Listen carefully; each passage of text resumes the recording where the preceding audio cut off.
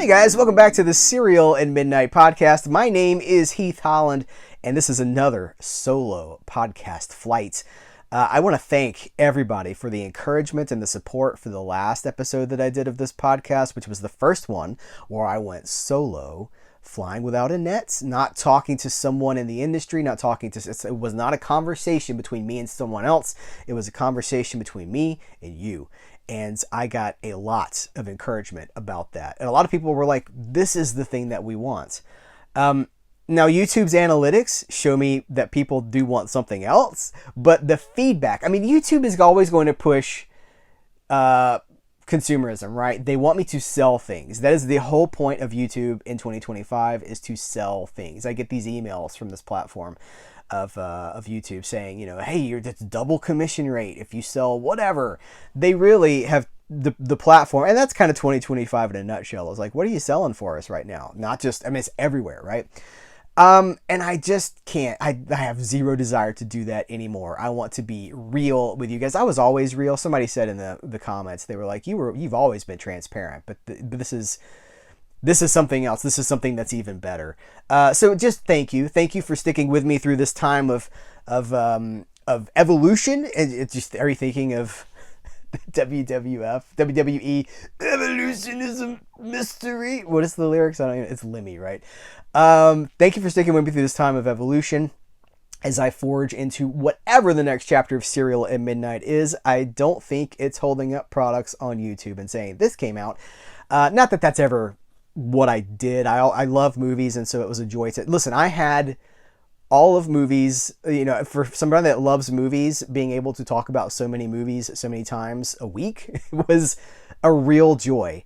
But I think that's mostly over now. I think that I partly closed that door, and I think other people closed it too. I think we have all kind of mutually closed that door. I will still be talking about some products. I've got some Blu-rays that I want to talk about in this episode, but more than that, this is just going to be another sort of free form. I've got an outline next to me here that I'm going to try to stick to, but this is going to be you and me talking about the cool things that are going on, what's out there. It's interesting. I wanted to tell you guys that since, I don't think I realized how burned out I was with this whole, content creator. That's a gross word, right? I'm going to put it in quotes, air quotes, the content creator thing, where you really find yourself just shoveling things out to hit an algorithm. You're like, well, I haven't put anything up in 3 days. If I don't put something up now, I'm going to fall out of the algorithm. That is not a good place to be. And yet that is the place that many of us are, not just in this place, but in a lot of the world is running on an algorithm now. And, I was more burned out than I realized that I was. And I have always loved movies, right? But I don't think that movies were recharging me the way that they used to for a long time. And over the last couple of weeks, because I have not been talking about movies or editing videos 24 hours a day, I've been out of that thing. I have found this renewed passion. That little spark of fandom is really turning into this huge flame. I'm thinking of like in is it the Two Towers, or is it one of the Lord of the Rings movies? They have the fire signal, like the towers with the fire to signal the invasion. Like that's what it's becoming, this raging fire on a tower. That's what it feels like. It really does feel like that. Like I just cannot get enough. And I'm like, what's changed? What fueled this renewed joy for cinema and for just books and stories in all forms and music? What is behind this? I really think that it is stopping the pushing things out constantly, just like create and nourishing that. I think you have to take time, and I knew this, but I'm living it now. Like you have to take time to nourish yourself, food, the art for a creator, the art for somebody that loves something, the food for that is the joy that watching it or reading it brings you. And if you're only putting out and you're not putting in, there's just a matter of time that you're going to be able to do that. Eventually it's going to burn out. And I think that's where I was at the end of last year. And so I'm so glad that this year, I'm in a different place, and I have just had the best time. I've been going to the movies constantly. I went to the movies 4 times since the last episode. I saw Companion twice, and I loved it. I love Companion. It's Jack Quaid. It's Sophie Thatcher. And the less said about Companion, the better. If you can go into this movie without even having seen a trailer, I think you should. I had not seen a trailer. All I had seen was the teaser image of Sophie Thatcher. It's the close-up image. I'm not even going to say what's happening in that image. That's all I had seen. So I went in about as blank as you can, and that's how I'm trying to go into just about everything now. And I was just blown away. It is really a movie for our times. It's a movie with something to say about us. And where other movies with similar subject matter, see, I'm kind of trying to tiptoe around the subject matter of the movie because I want you to go in blind. But those who have seen it, and I think it did pretty well its opening weekend. I mean, it's a small movie. It's a $10 million movie. It made its budget back the first weekend. But it's... other movies approach the subject matter with like fear and as a warning sort of a thing. I think this movie's like, that cat's already out of the bag. So this is maybe a more hopeful, optimistic take on the whole thing while being dark. And I mean, it's like, this movie will appeal to horror fans. This movie will appeal to sci-fi fans. It's a genre movie, but it's not necessarily marketed or advertised that way. And I just adored it. And I was like, who is this Sophie Thatcher person? She's amazing as the character of Iris. And I did, the little IMDb research on her, and I was like, oh, so she's in Yellow Jackets, which I have not seen because it's a Showtime series, right? So that's on what, Max? I don't have Max. But Yellow Jackets season 1 and 2 were $9.99 each digitally for the whole season. This is like $1 an episode. And I was like, okay, so I bought the first 2 seasons digitally, which is coincidentally the same price I'd be paying for Max, right? But I'm not subscribing to a streaming platform. I bought them. And so now somebody's going to be like, you don't own it.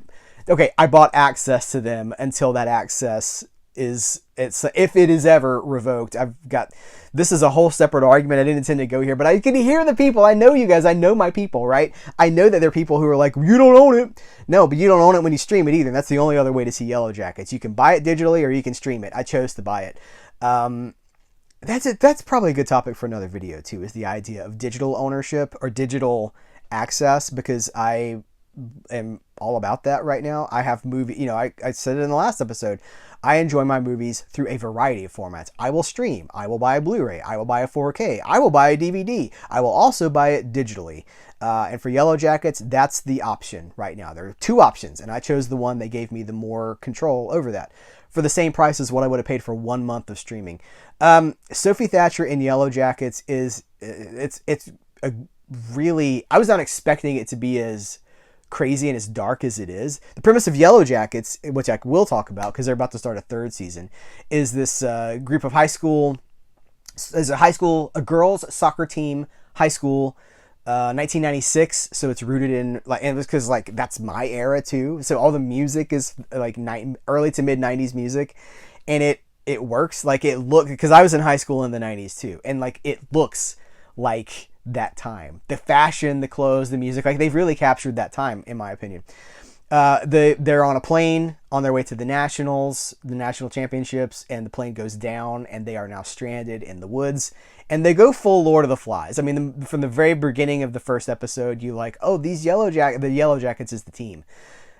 They have gone full native. They're eating people. I mean, it is dark. It's really, really dark. But the show is intercutting. It's flashing back to the survival in the forest, because they were there for 19 months. Why were they there for 19 months? Because one of the kids, this is a mild spoiler for one of the early episodes, one of the girls on the team destroys the black box on the airplane so that they can't be found. And that's crazy, right? Well, that's part of the drama. And then we'll flash forward to now, and there's only a few of them that are in the story. So you're like, well, who? They didn't all survive, and it's just really, it's dark, but it's good. It's like Alive meets, I don't know, Mean Girls or something. It's crazy. It's hard to even describe, but I wanted to see it because of Sophie Thatcher, because I'm like, well, I'm a super fan now. And it's good. It has not disappointed. I also saw Conclave, which I had not seen, before. I'm trying to see as many Oscar nominations as I can before the big day. Before the big day, I'm trying to see all the films. And I saw Conclave. Now listen, I saw it. I saw it at like 11 o'clock at night. As part of my A-list. You know what? Sidebar. I want to talk about A-list real quick, because some of you guys are gonna be like, "Why would you go see all those movies?" That's what you sound like. Why would you go see all those movies? You crazy. Spend a lot of money. No, man. I told you this in the last episode. If you saw that last episode or listened to it, AMC A-List is a dream for cinephiles, right? You pay $20 a month. It was $19.95 plus tax a month, and you can see 3 movies a week on any screen. So that's IMAX, that's 3D, that's Dolby, whatever they call it. When they bring movies back to theaters, like Seven in IMAX for the 30th anniversary, you see that too. The only thing it doesn't cover is Fathom events. So I'm using that. I'm in the theater. That's 12 movies a month, right? So today I wake up, I've got an email from AMC, and it's like, upcoming changes to your A-List membership. And I was like, well, great. I guess the show's over. The ride is over. They finally figured out that they were giving away too much of a value. No, they're sweetening the deal. They are adding a 4th movie every week that you can go see. So that's 16 movies a month for $20. They're raising the price from $19.95 to $19.99. And they're defensive about it in the email. They're like, you'll note that we haven't raised the price since 2018. The value, this continues to be the best value for film fans, which it totally is, but I just feel like they're justifying a 4-cent price hike. I'm like, guys, it was already a great deal. I'm already stealing money from you, right? Because I'm paying. So when I was in college in the late 90s, high school, early to mid 90s, college, late 90s, Blockbuster had a deal, right? Blockbuster video prices, I think I want to say rentals were $2.99 for 2 nights, I think it was. But at the end, you know, like it wasn't the end, but in like 1998, 1999, around that time, they were doing a thing to compete with, I don't know what they're trying to compete with, but probably Hollywood Video, probably competitors. 5 nights, 5 movies, $5. So you get 5 rentals. And guys, we're talking about tapes here. We're talking about videotapes. 5 tape rentals. They had to be older releases. They couldn't be new releases. They were what we now would call a catalog title for $5 for 5 nights. So you'd watch a movie a night, or you could distribute them however you wanted to, divide them up however you wanted to. But I, as a burgeoning cinephile in that time period, was just hungry for cinema, right? So I was renting these movies. I was going there. Oh, by the way, I think the deal was you could only do that Monday through Wednesday, because as you got closer to the weekend, the demand went up. But still, you go there on a Monday, you rent 5 movies, you're good for the rest of the week. And then by Friday, you're in the movie theater anyway, right? Or I was in the movies Friday, Saturday, and Sunday, usually. So that's just the peak of where I come from with my movie fandom. But so that's $1 a movie, right? Now, flash forward 25, 26, 27 years later, I'm still seeing these movies in the theater now for a little over $1 a movie. 16 movies a month for $20. That is incredible, right? And it's because nobody's going to the movies. It's because people, they only went to see Deadpool and Wolverine last year, and I guess they went to see Inside Out 2. And for the rest of it, they just stayed their butt home and said, oh, there's nothing good playing at the movies anymore. They don't make them like they used to. Meanwhile, there's all these interesting movies that you can see for pennies. $1 a movie. What is it, $1? Somebody do the math on that. It's like $1. It's $1 and change. And I am just using it, man. So I saw Conclave at 11 o'clock at night. Why 11 o'clock at night? One, it was the weekend. I think it was a Saturday night. And the later you go, the more you're going to avoid I was going to say the crowd, but there's less of a crowd than there's ever been. Again, people are not going to the movies, which is why this deal exists. Because they're like, guys, come back to the movies. The movies, the theatrical experience is in serious trouble. I've talked about it ad nauseum. I'm sick about it. It makes me so sad. Movies are the best. The theater is the best way to watch a movie because you don't have your phone. You don't have the kitchen right there. You're not going to fall asleep because you're in your house. But I did almost fall asleep in Conclave. And I think it's because the movie is so quiet. It is like ASMR the movie. It is just, the entire movie is people shuffling around in shadowy corners of the Vatican and whispering to each other in the. They're like, "Come, brother, Cardinal, I need to talk to you." And then they go off in the corner and they're like, "This man has done things that we don't understand. We don't understand the consequences of his actions yet, but there will be consequences. And when there will be no holding it back from the public. And this will have profound impact on our faith, on the church, on the Vatican itself." Like, it's 2 hours of that. And I mean, there's like no score for most of the movie. There's music at the end over the credits, but most of the movie is just like, oh my gosh, you guys, I've never heard so much nose breathing. People walk into a room and it's so quiet. It's just like,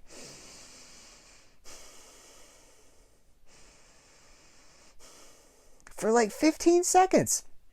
So it had a relaxing quality. I did not really care for Conclave. You know, it's like here's the thing. I can respect it. I can kind of understand it. I get the appeal. Like, it's acted well. It's Ralph Fiennes. It's John Lithgow. It's, who else? I'm thinking Stanley Tucci's pretty good in it. It's all these good theater actors in a theatrical, conspiracy. People are like, well, it's a throwback to the 70s conspiracy movies. Okay, but without an antagonist, really. With a 70s conspiracy movie, there's always the threat of some great consequence. Now, maybe this is me bringing my own lack of knowledge or intimate understanding of the Catholic system, that papal Vatican thing, in with me. I felt no threat. I felt no sense of urgency. The consequences didn't matter to me. I was like, who cares? Who cares about any of this? So I could not buy into the premise, but that's because that's not where I come from. I think probably if you have some sort of experience with that, it might be more impactful to you. But anyway, I saw Conclave and it was okay. But, probably recommended just to see the performances. Again, it's not always about whether the movie is great. Sometimes you just want to see how a movie does something, and I think that's part of the appeal for me.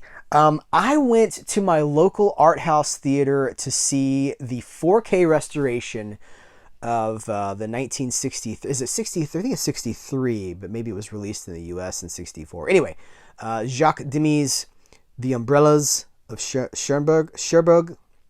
See, I'm super self-conscious when I try to pronounce a film title in another language, because somebody's going to say it's wrong. The Canadians aren't going to pronounce it like the French would pronounce it, and the Americans aren't going to pronounce it like either of them would pronounce it. So, but you know what I'm talking about. Jacques Demy's The Umbrellas of Cherbourg.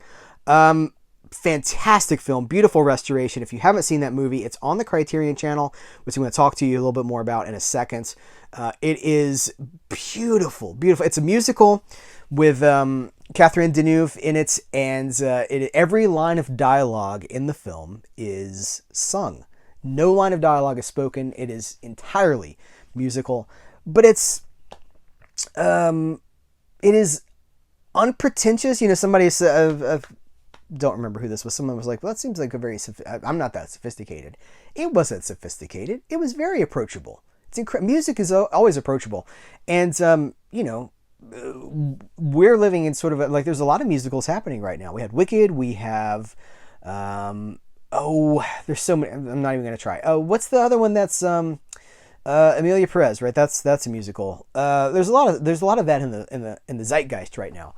It's not pretentious. It was very easy to approach. You just have to read the subtitles, which I guess for some people is a problem, but I did not find it to be an issue. And I just adored the movie, so much so that I came home and I was like, I got to see this again. But where can I see it? So it's on Blu-ray from the Criterion Collection, but I had just seen a 4K restoration. Why am I going to go buy a Blu-ray when there's a 4K floating around? So I ended, basically, long story short, I'm now a subscriber to the Criterion Channel. And I don't know why I haven't been since it launched, because it is the most incredible service. The value is absolutely there. They have this feature on. So first of all, there's hundreds and hundreds of films. I think there's 1,500 movies at any given time on the Criterion Channel, and also some of them have the commentaries, and a lot of them have the special features from the disc. Criterion releases are expensive, and that's the barrier. I know. One of the things I want to talk about in this episode, and that's probably going to be a recurring theme for all of these podcasts, is that because of where I come from with building so much of my audience via collecting talk, showing home media releases, a lot of people are putting more importance on a disc and on owning a disc and having that disc on their shelves than into watching a movie and talking about it with people and exploring it and really growing in that sense. And I saw popped up in my YouTube feed the other day, somebody has made a video called "Are You a Real Collector?" Now, I didn't click it, so I don't know, but really, who gives a crap? Who gives a crap if you're a real collector or not? You can't take any of that stuff with you. If you're not watching it, reading it, listening to it, really, you're wasting your time. You're wasting your time and you're wasting your money. Who cares if it looks good on the shelf? You're going to die and you're not going to be able to take any of that with you. The best you can do is to enjoy it while you're here. And so, obviously, I have a massive collection, right? But I have this renewed focus of like, well, if I'm not watching, if I'm not active, and that's why if I'm not actively engaging with my collection on a daily basis, why do I have a collection? So that's why you're seeing a purge. And I should also mention the eBay store, my eBay listings continue to thrive. I think I've over 3 dozen listings since the last episode of this podcast. If you want to get a piece of my collection, if you want to give a home to something that I'm getting rid of, check out the Cereal at Midnight eBay store. There's a link in the description of this video and every video. I'd actually appreciate it if you gave some of my stuff a home, because I know it's going to a good place and not to somebody, you take something to a thrift store or to a secondhand store or something like that. You don't know where it's going to go. In fact, if it doesn't sell, it ends up in a landfill. Did you know that? When things don't sell at a secondhand store or a thrift store, they usually get destroyed. So I'd rather you guys have it. But all of this to say, the Criterion Collection has this massive library with some of the bonus features, and they have a series on there called Adventures in Moviegoing that is just so addictive to me, because they have sat down with film actors or directors or filmmakers, John Turturro, Sofia Coppola, Greta Gerwig, Ethan Hawke, Michael Cera surprised me. He knows so much about movies that I didn't necessarily realize what a cinephile he was until he started talking about the way he watches movies and the kind of movies he's watching. They'd sit down with these people for 20 to 30 minutes, and they just talk to them about their fandom. And the Ethan Hawke one is fun because he's doing it with his friend. He's being interviewed by his friend, and they're just talking about, like, they clearly have a pre-established relationship. And Ethan Hawke's talking about the Western, and he's quoting Paul Schrader, and like, it's just really approachable. It reminds us that movie fandom is for everybody. And it's not necessarily, it was not intended to be this thing that's unattainable and unapproachable. Movies are for everybody. They're the most mainstream form of narrative entertainment. This is a thing that they can do things books can't do. They can do things that music can't do. They are a combination of all of this. Unique art form that is literally for everybody. So I am just, again, can you hear the passion, the renewed joy in movies? And again, it's not a renewed joy for collecting. I'm not talking about buying things. I'm talking about experiencing these stories. I am just having such a good time with what I am again, what I'm watching. Even if I don't necessarily connect with it, I'm glad I saw it. I think I said this in the last episode, but it bears repeating. When you take away any sort of financial commitment, like, okay, I spent $50 on this experience, it better be good. When you take that away and you can go in with a minimal investment, a nominal fee, a marginal cost, you really open yourself up to a whole lot more joy. And it surprises me when I express this and people push back on it so hard. The idea of going to the movies to see a movie and being met with, well, they haven't made anything good since 1985. 1985 was a great year for movies, but they still make great movies. I got a question. We're going to end this episode with a question from one of you guys, and I would actually solicit for more questions so we could do that more often. But about what's going, like, why don't they make more smaller movies today? Why only blockbusters? Well, I have things to say about that, but we're going to end with that. Movies, man. Movies. Freaking movies. They're just magic. So I also wanted to talk about a couple of discs. First of all, I'll start with the 4K of Wicked, which I saw Wicked in theaters 3 times. I think I told you guys this in the last episode too. I saw it by myself, trepidatiously, because I was worried they were going to screw it up. And then I saw it again with my wife because I was like, oh, it's actually really good. Why don't you come watch it with me? So she came to see it with me. And she's like, we got to bring the kid with us. So we took their teenager a third time, and she connected with it. And now it's on 4K, and it's got a lot of cool stuff. There's no like great secrets to be revealed for a theatrical, a major studio film on the scope of this. You're not going to get any dirt whatsoever. But they do pull back the curtain with over an hour of special features here that really kind of get into like that. First of all, they shot a lot of the movie on practical sets. Obviously, there's green screen. There's CGI elements in pretty much every shot, I guess. But they did do a lot of it on practical sets, and I thought that was amazing. One of the things I learned is that the actors sang the songs. They captured a lot of the sound. They sang on set. They weren't lip syncing to a pre-recorded track. They were singing it on set. I think that's cool. There's also a sing-along mode, which I'm probably not going to do that. I'm probably not going to watch the sing-along version because I cannot compete with Cynthia Erivo or Ariana Grande. But I think it's cool that it's there. I guess, they put that on those Disney releases back in the day. Do they still do that? You can watch The Little Mermaid in sing-along mode. So, look at this stuff. Isn't it neat? But I don't know. I just wanted to shout out this Wicked 4K. It looks great. So I've now seen it 4 times. And I'm probably good until part 2 comes out later in the year. I think 4 times is probably enough. But I don't know. I might get a hankering to go back to the Emerald City and see what I think about it. Now, here talking about Criterion Collection, the Winchester 73 4K from the Criterion Collection. This is amazing. This, as you guys know, I can't assume that this might be somebody's first episode. I love Westerns. I adore the Western genre. And I didn't always. This is something that, Westerns are always there, but it was only as an adult that I really started to understand them and what they were saying. And, once you start to see other genres and other films in those genres, you have a bigger vocabulary by which to understand the thing. And having seen as many of the Westerns as I've seen now, ranging from, silence, to through the B Westerns that I love, I've really developed a love of the B Western, Tex Ritter and Charles Starrett and Gene Autry and Roy Rogers, of course, but also, Buck Jones and, there's so many of these guys. There's dozens of these actors, Tim Holt, Tim McCoy. And then through the studio Westerns, the golden age, the 1950s are the golden age of the Western because you have this post-war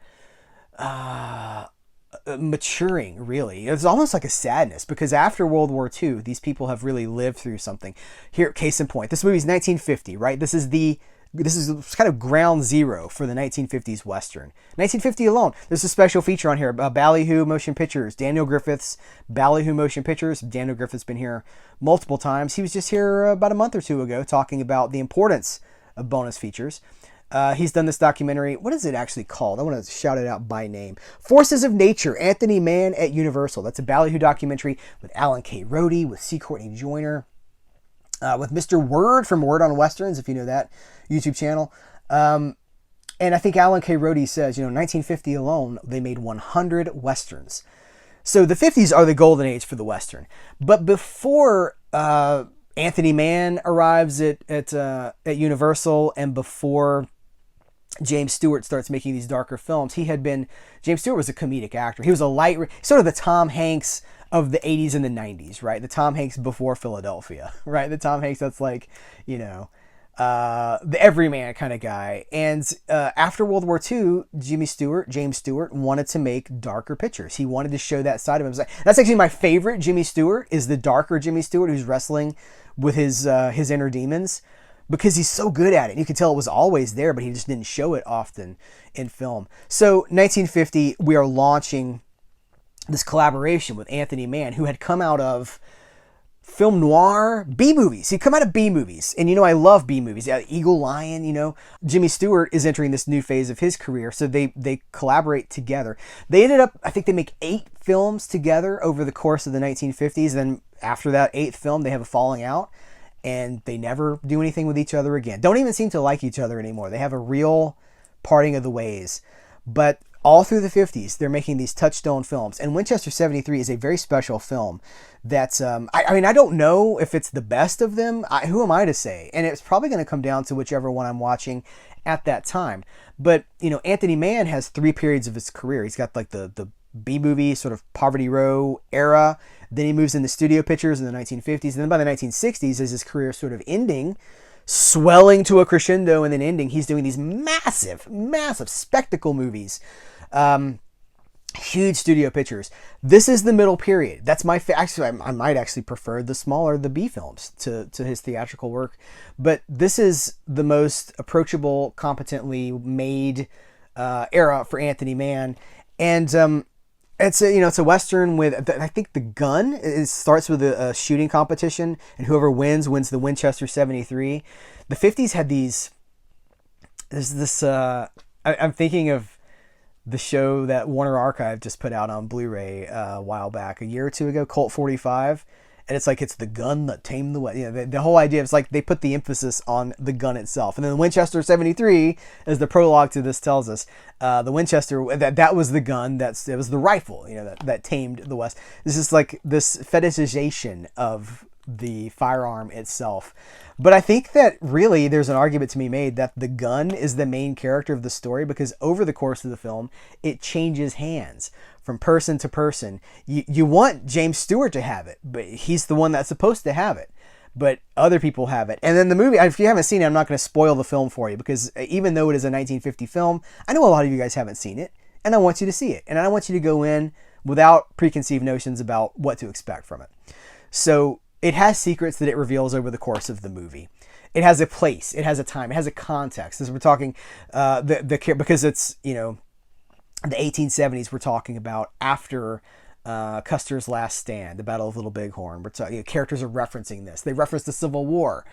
And I think Jimmy Stewart says something like, I fought, but I wasn't on your side, or something like that. It is rooted in some real history, and it's got the universal players of 1950 in it. We've got Rock Hudson as a Native American, which you wouldn't do now, but as a rock historian, as a Rock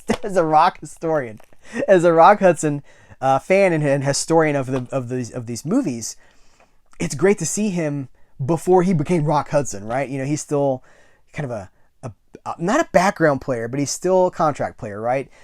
Anthony Curtis, before he's Tony Curtis, Tony Curtis, before he's that guy, way before his biggest hits. He's got a few lines in the movie, but he's there. James Best, the incredible James Best, who would go on to, I'm trying to avoid the Dukes. Dukes of Hazzard is the most obvious thing. I was trying to go for something that's less obvious. How about that episode of Andy Griffith, where the Andy Griffith Show, where he's the guitar player who comes into town and it's like, he's so good at the guitar. Love James Best. He's in it. Shelley Winters is I guess she's the female lead. It's not really a romance. There's not a lot of romance in the movie, which I'm actually grateful for, because that would feel forced. But Shelley Winters was heartbreaking when she wanted to be, and she doesn't really have to do that in this movie. She doesn't have to twist your guts out with making you feel that anguish for a mistreated. She plays wounded really well, is I think what I'm trying to say. She doesn't necessarily have to do that, but she's great in the movie. Dan Duryea pops up in the last third of the film, feeling like he's out of a noir. He's sort of a tough guy. Hey, he talks like this, right? Hey, I want that gun. Where'd you get that gun? You know what I'm going to do? I'm going to take that gun and I'm going to use it on you. That kind of guy. He's a real slimy noir kind of a character. He doesn't necessarily feel like he's in a Western, but he's Dan Duryea, right? He can do whatever he wants to do, and he was the best at that. It's got incredible cinematography. I'm looking at my notes because I want to make sure I cover all the things I wanted to say. It's got incredible cinematography. There's a shot where there's this carriage, this cart is being chased by Native Americans, by an attack party, right? And the camera is in front of the carriage as it's coming into camera. So you have the perspective of being in front of the carriage as it's coming towards you, and then the added perspective of the pursuing party, the attackers behind the carriage, bearing down on you. It is incredible and very ambitious. I mean, this is for Anthony Mann. He always had great camera operators, or he often did have great cinematographers who brought, John Alton. He worked with John Alton. These guys that would create some of the striking visuals. And again, movies, man. There's nothing else like them. How do you not love movies? How do you watch something like this and go, it's all right? You know, I don't understand that. I really don't understand that. So I don't know. I just think it's a wonderful movie. It has a high level of realism. There's a climactic battle at the end of the movie where these characters are taking shots at each other, basically on the side of a mountain face. Rock. They're hiding among the rocks, shooting at each other. And with every shot, it ricochets around them. You see the bullets ricocheting. Incredible technical effects, incredible visuals for this.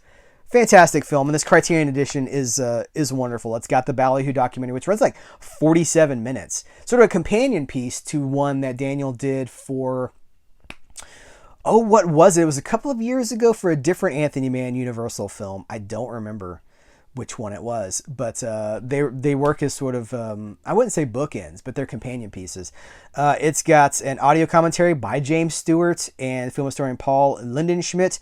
I'm assuming that probably comes from the Laserdisc, and we're very fortunate that, you know, I have been kind of grumpy about Criterion in the past, because, look, their releases are expensive. I think part of it is the sort of resentment that I can't have it all, because I want it all. You know, I want to have, you know, the complete Criterion collection on my shelf, and I think that that's one of the ways we deal with that's one of the ways we kind of protect ourselves. It's like, well, you know, it's not so great, I guess. But they are great, and they've been around for a long time. And back in the Laserdisc era, if you were a film fan, you got these commentaries in a time when that was still very new. That was a very fresh thing. And so getting James Stewart on a commentary, like, that's really cool. It's got Adam Pyron on the portrayal of the Native American in the Western genre. It's got the Lux Theater radio adaptation of the film from 1951. And it's got this essay. They these fold-out pamphlets inside. This essay by film critic Imogen Sarah Smith, I associate her with noir, but there is a lot of the line between noir and Western in the 1950s is pretty thin. It's a pretty thin line. They influence each other. There's a lot of noir elements in the 1950s Western. It's a lot of man wrestling with self. Fatalism. And there's a lot of fatalism in Winchester 73. There's this part of the movie where they get cornered into they're surrounded, basically. Our heroes, if they are heroes, our anti-heroes, our protagonists, are surrounded. There's the cavalry is there, and they're surrounded. And they go to bed that night pretty much feeling like with the dawn of the next morning, they're all going to die. And that's not the end of the movie either. That's like halfway into the movie. So there's this fatalism that directly came out of World War II, because so many of these guys fought, served, and saw things. I mean, they saw combat, right? So many of these people saw combat. That's what makes the 1950s Westerns so special. With the 60s comes revisionism, which has its place. But for me, the 50s is the pinnacle of the myth of the American West, with so much of the maturity that came with the 1950s. And so that's why I love it so much. I'm still sleeving my movies. I kind of slowed down a little bit. I'm getting back on it. You know, I'm doing a lot of, in fact, I'll show you here. I'm still doing the Terrafold sleeving system. Case in point, here's, you know, sleeves in this people. A lot of people go like, where did you get that box? Well, that came from Terrafold, and they just sent me some more new products. Here's an empty box. So this is what you're dealing with. This is the empty box. This is it loaded with some movies. I don't remember how many movies this is. I think it's like 100. I think my whole goal was like, what does 100 movies look like sleeved? Saving so much shelf space this way. Shaft. But they have just done they've just launched an affiliate program, and I'm a part of that program, which I think is, I mean, frankly, I think it's kind of fitting, because I'm the one that started. I'm going to take credit. I certainly am not the first person to sleeve their movies, but I'm the first person to make multiple videos about the subject, to talk about wrestling with my collection and how this is a way to further the life of my collection, to keep it from owning me, that I'm in control of my collection is not controlling me. And I know, because I see the numbers. For my Amazon affiliate links for Terrafold sleeves, I have sold hundreds and hundreds of packs of these sleeves. In fact, that's one of the biggest revenue generators for Serial at Midnight, is those Amazon affiliate links. There's a link in the description of this episode. Anything you buy through that Amazon link directly supports Serial at Midnight. If you go buy vitamins, you supported my channel. If you go buy, you know, an air conditioner, I don't know, whatever you buy, that I get a small commission off of any sale through that link, and that supports Serial at Midnight. But Terrafold / Joyce DJOIS has just launched an affiliate program. And the affiliate link is going to be in the description of this episode. And if you use code CAM15, you are saving 15% off of your order directly. You don't have to go through Amazon. That's going to be directly through Joyce DJOIS. And that is another way that you can support Serial at Midnight. I just want to make sure if you are going there, don't forget to use the code CAM15 because you want to save some money. And if you use my link, you're also helping me. So it's kind of a win-win for everybody. And I've heard, I know it's not everybody's cup of tea. If it's not your cup of tea, that's fine. I don't care if you do it or you don't do it. I'm not twisting your arm. People get real hostile about this. You can tell I'm defensive, right? Because I've been like ripped a new one multiple times by people who were like, how dare you? Who do you think you are taking your movies out of their packaging like that? It is a real problem for some people. But I also know it's helped a lot of people, and I wouldn't be selling all the volume of the sleeves that I am if people didn't enjoy it, right? So what I think is cool is this. They just sent this stuff over. So right here's I showed you the empty box. Someone said, was it Ian? I think Ian. If you're seeing this, I think Ian suggested that something with a lid so that you could actually stack something with like a heart. This would extend. Here, let me pick this one back up and show this one again. And if you're listening to the audio version of this, which I want you to do, I want you to subscribe to the audio feed. You're not seeing any of this, but it's a box. It's a black box that looks like a drawer. But if this had a lid, right? If this had a a molded top lid that would go over this, you could actually stack this stuff. And that would be even more ideal. Or even like a slip box, like a drawer style box that this could go into. But they sent over some new products, which I actually am excited about. So these are Media Pocket CD dividers. So if you're one of the people who's putting them in binders, which I'm not doing the binder thing because I like being able to, I like them individually. I like them individually sleeved, like I showed Shaft right here. And if you've never seen, we're talking about like, they are wafer thin. Monty Python, Life of Brian reference. No, meaning of life reference. See, I got it. Mr. Creosote. I'm not doing the binders because I want them. I'm a comic book collector, right? I'm a record collector. I like the idea of flipping through, alphabetizing and flipping through. That's my jam. But for those that want a binder, you got a binder. And for this, so these are CD dividers, and they have, here, let me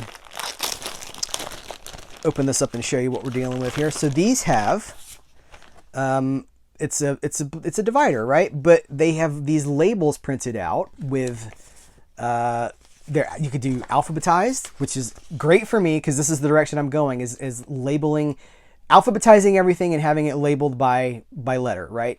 So you could do your A, B, C, D, E, F, G. They also, this is the CD version, right? So they've got music genres, 80s, 90s, 60s, dubstep, electronic, children's, Celtic, reggae, R&B, rock, ska. That's cool. That's really great. And then, because that's the CD version, they've also got a DVD version of that with, they have a version with the holes. I don't know if that's showing up. They have a version with holes for the binder. And look at all these film genres and then more alphabetizing. Action, animation, Asian, aviation, boxing, all that stuff. So all this stuff, the box, the sleeves, the dividers, all this stuff is at the Terrafold / the Joyce website. That's linked in the description of this. The Amazon links still work for that. If you're still buying them through Amazon and you want to continue to do that, that's okay. Either way you're doing it, you're supporting the channel. And I appreciate you. I just want to thank them for doing that because they didn't have to do that.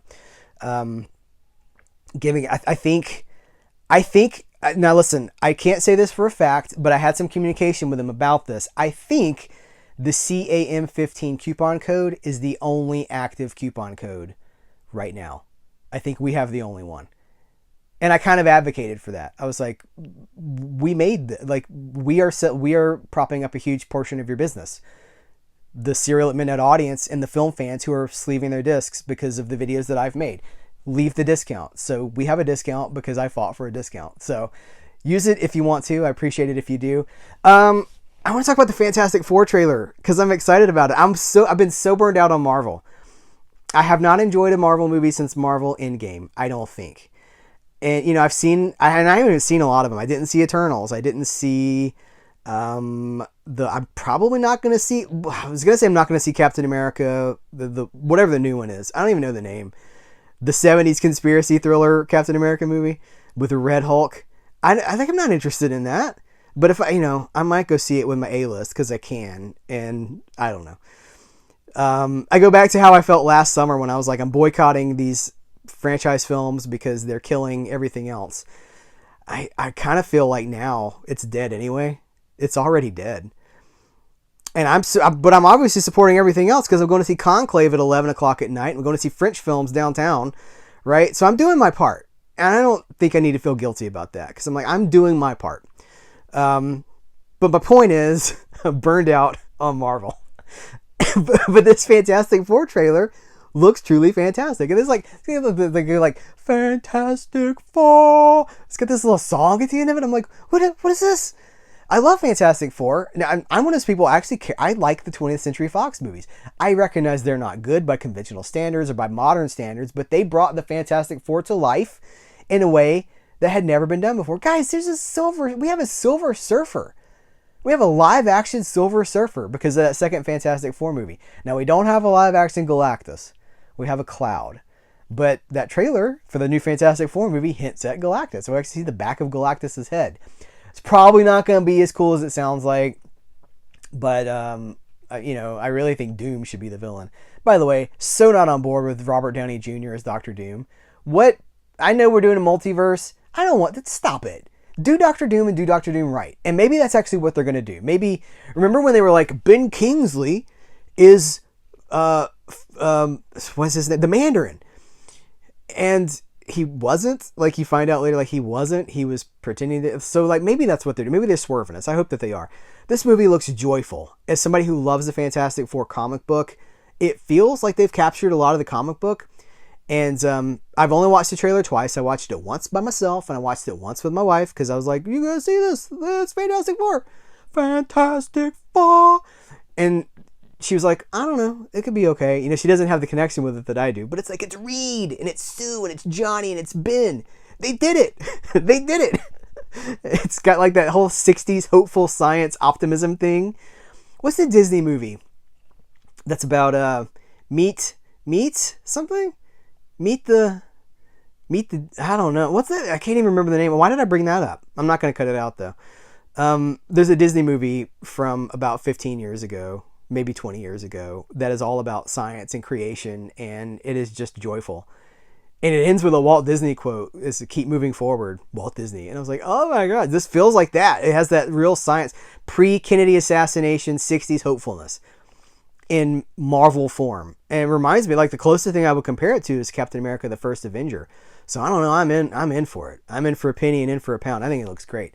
Hopefully the movie, a good trailer does not make a good movie. I think we know that. Trailers lie, which is why I try to avoid them most of the time. And I was going to avoid the Fantastic Four trailer, but I heard so much hype about it. So many people were like, peeing their pants out of excitement. And I was like, well, I guess I was real grumpy about it. Because I tend to be, despite, this is transparent, right? I'm in my own way a lot of the time.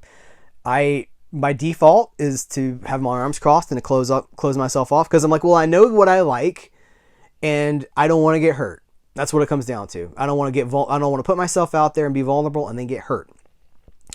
So I wasn't going to watch it, but then people were so excited about it. I was like, okay, I'll watch it. And then I peed my pants. Not really. Metaphorically peed my pants. And I really am excited. And it's not like 2 years away. It's like 3 months away, isn't it? It was July, I think it is. It's not far away, is my point. So I don't know. Might be the first Marvel movie I have enjoyed in 5 years or however long it's been. I've seen some of them I hate. Like that last Thor Guns N' Roses, Thor Welcome to the Jungle. Oh, I having read this, I could do a whole episode on Marvel movies and how they pooped the bed from the source material. Taika Waititi was adapting one of the best Thor stories of the last 30 years. Maybe one of the best Thor stories of all time. That story is, it's a Jason Aaron written story about who I don't even want to get into it here, but like it's a really emotional, moving, beautiful, dark, violent, kind of scary story that really captures the magnitude of the gods at war, that sort of a thing, like the god killer. This character can kill gods. And the movie's just like, hey, let's have some fun, guys. Let's do jokes and stuff. And with Guns N' Roses, like, I hated it. I was expecting so much more. I hated it. Anyway, I want to talk about, I got a question. When I first said that I was going to be doing solo podcasts, I was like, well, give me some topics you want me to talk about. If you got something you want me to tackle, give me some topics. And I've got a few. I've got like 6. So if you've got one, let me know. You can do it on social media. You can email me. You can, all the comments on YouTube, all the places. Tom, and I don't know that I'll say everybody's name either, because maybe not everybody wants to be public like that, but this was Tom. And he said, why doesn't Hollywood make smaller movies anymore? He talks about how they're caught up in the blockbuster cycle and they only make blockbusters at the expense of everything else. And when I saw that, I was like, this is the thing that I see so much. I see so many people saying, they only make blockbusters. And I was saying it a couple of years ago too. But because of my A-list, because I'm actively seeking, I realize how many smaller movies are being made that people either don't know about or they just don't care about. I see these movies. Sometimes that's 11 o'clock at night. But I saw Companion at the first showing of the day. I saw that at like 1:30. I'm seeing them in empty theaters because people are not going to the movie. Even the big movies. I saw The Fall Guy with like 3 other people on the opening day with like 3 other people. And we're all kind of talking after the movie. This guy's like, what did you think about that? I said, I thought it was good. It was not the Fall Guy TV series, but it was still a lot of fun. And he was like, I thought it was great. And we're just kind of talking about how we're in there and there's nobody there. I see all these movies and there's nobody there. Unless it's Deadpool and Wolverine, because they marketed the butt out of that. They marketed the shiitake mushrooms out of that movie. And people, marketing works, I guess. You spend $1 billion on marketing or however much they spent. People are like, okay, I'll go. My teenage daughter I think she went to the movies twice last year. Once was Wicked with us, and I think she saw Deadpool and Wolverine with her friends because the machine told her to. Anyway, they make a ton of smaller movies, and I put together a little list of just January. January into February, because I got Companion on here too. So the Wolfman movie that just came out, that's Lee Whannell, who is Saw. We know him from Saw, and didn't he do the Invisible Man reboot with Elizabeth Moss? The Wolfman movie, which I have not seen, I need to see it. I will see it. It's $25 million. That's a huge movie. $25 million.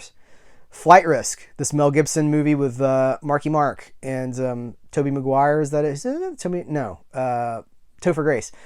That's a $25 million movie. Let's go smaller. One of Them Days, which is a huge movie right now, is a $14 million movie. And that's getting a lot. That made its money back like lickety split, right? You make a small budgeted movie, it doesn't have that much to do to make its money back. That's a good thing for everybody. And we're getting them. I don't know how much longer we're going to get them if people don't keep seeing them. I guess the goal is like, well, once they've left the theater and they made their money or whatever, they go to streaming, because streaming is where the money is. I don't think digital sales really account, to go back full circle to the start of our conversation. I don't know how much digital sales are actually contributing to the financial success of these movies. The money is in streaming because they will sell them to each other. People go like, oh no, the Indiana Jones movies aren't on Disney Plus anymore. Well, because they sell them to other platforms and make money off of them. That's how they make money. Streaming services don't make money. I think Netflix makes money, maybe, right now. But the idea is that, if you have something on your service, it's a draw for people to subscribe. But it doesn't make money the longer it stays there. It becomes just, part of the catalog. So you sell it to another streaming service, and then those movies can go live on that service for a year or 2 years or 3, whatever it is. And then they get sold to somebody else, or they get brought back. Guess what? The Indiana Jones movies are back on Disney Plus. Subscribe now. That's the model. But you can avoid all of that by going to see them in the theater when they're new. And you can have that pure experience without your phone and without, and if you're like, but the people are terrible, chances are you're going to be in there by yourself. there might be 5 other people in there. And if somebody's a jerk, you just walk over to them and say, shut up. I didn't come here to listen to you, you piece of trash. You might not want to do that. I don't know.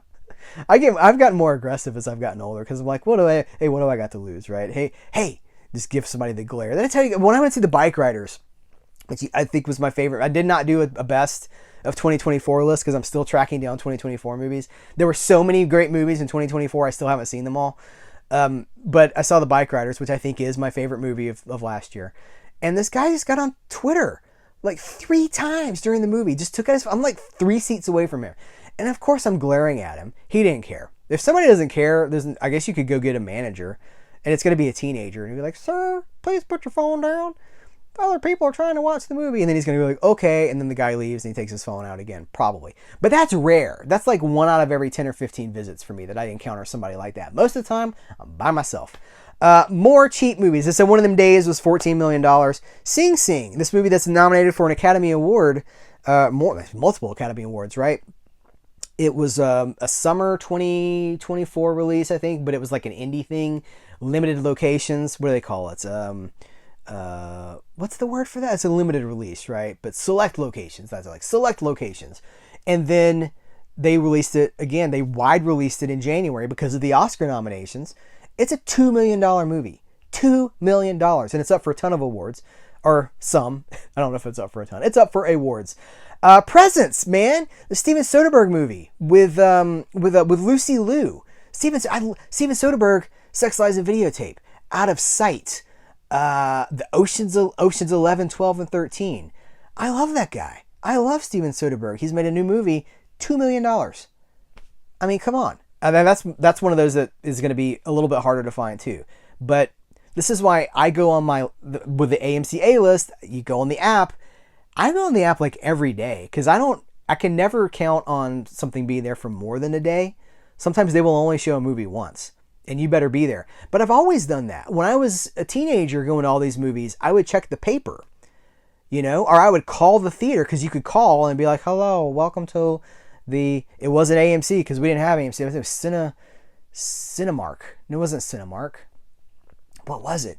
We had a few. Like, welcome to the theater. Here's what's playing. Press 1 for showtimes. You press 1. They're like, the Mark of Zorro is at 2 o'clock, 4 o'clock, 6 o'clock.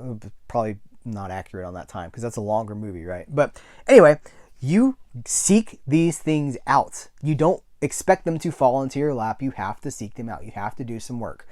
And Companion was a $10 million movie. One of my favorite movie of 2025 so far. I know that it's an early year, but my favorite movie of 2025 so far is Companion. It's a $10 million movie, and it's already made its money back.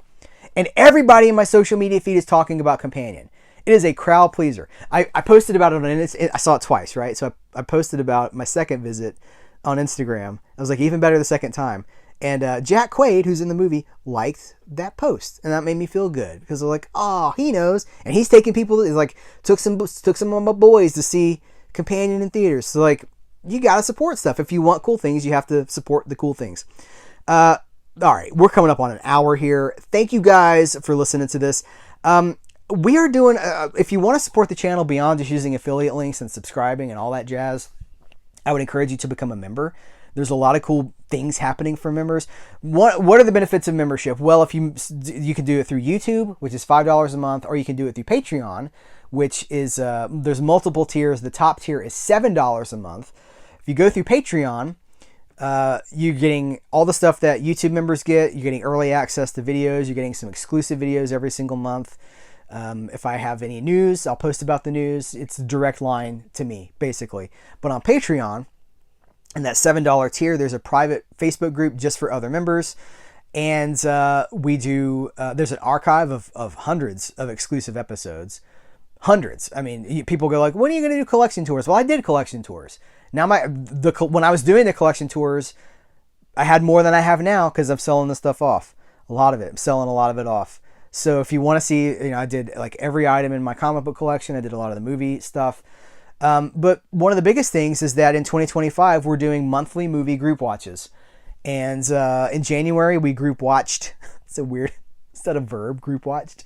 We watched Airplane together. And in February, we're doing an action movie that has yet to be voted on by the community there. So those are ways to get further plugged into Serial at Midnight, and also to support an independent creator who's not really doing a lot of advertisements. There were ads in the video version of this on YouTube. If you want an ad-free version of that, you can go to the audio feed. I want you to subscribe to the audio feed wherever you get your podcasts. Spotify, Apple Podcasts, they're all there. Anyway, there's lots of ways to get involved with this channel. And as I continue to cut back, move away from product spotlights and product coverages in favor of more organic coverage, like the way I talked about Winchester 73, that's the way forward. And I'm going to be doing it largely without advertisement support. So supporting the sponsors, supporting affiliates, that's a way to help the channel, and becoming a member is a way to support what I'm doing here. And I've set I've set the cost low enough that it's like a cup of coffee or a fast food meal. I mean, it's $5 and $7. I tried to do that. So if everybody was a member, if everybody that watched this just gave $1, so many doors would be opening. So any way you can support the channel would be very much appreciated. But I also appreciate you just spending time with me. I don't take it for granted as things change. And, I think in a lot of ways the collecting scene is dead, but people just don't know it yet. I'm still seeing people making hour-long videos promoting other people's products. And I'm like, man, first of all, they don't care about you. And second of all, this scene's over. If it's not over, it's winding down fast. We're all moving on to other things. There's just more. We're blasted. We're flooded. So all the more reason to slow down, enjoy it, stop and smell the movies. Sometimes you got to stop and smell the movies. Thank you guys. I appreciate you. Until next time, I will catch you later.